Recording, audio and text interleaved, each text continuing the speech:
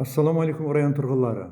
Hürmetli Президентіміздің 2019 жыл 9 апрелдегі 42-70 қарарына асас Мойнақ районында 2023 жыл 2026 жыл Азия Рабажыландыру банкі кредит есебінен ішімдік су тармақларын жаңадан құру американдық жұмыстарын әмелге асыру белгіленген. Сонымен бірге 2024 жыл Мойнақ районында Қазақ-Дария АПЖ кеңес ауылына су бөлістіру реконструкция жұмыстары жұмақланып, бүгінгі күнде таза ішімдік сумен тәминленген. Мойнақ районында Түгөзек АПЖ-ға қарасты Мойнақ су жеткеріп беру иншааты сағатына 300 кублық 2 дана насос орнатылды.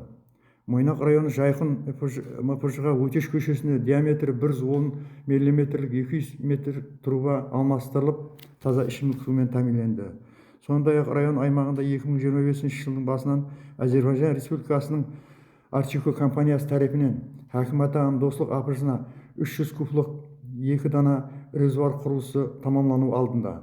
Сонымен бірге бұл аймақта 240 қожалыққа таза ішімдік сумен тәминленеді.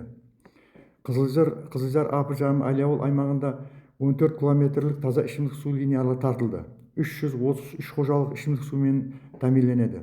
Бозатау АПЖ-сына қарасты Шағырлық ауылына 2 дана 400 кублық су резервуары, су сақлағыш резервуар салынып, бүгінгі пайдалану алдында.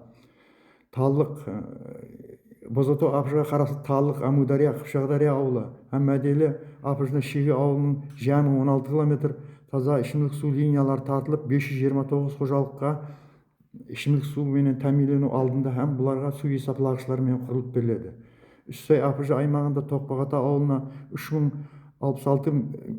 километр 66 метр таза ішімдік су линиялары тартылып, 60 қожалыққа таза ішімдік сумен тәминленді.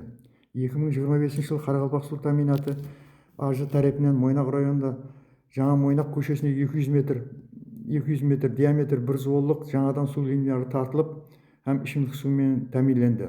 26 жыл август айына район халқы толық 98% таза ішімдік сумен тәминленеді.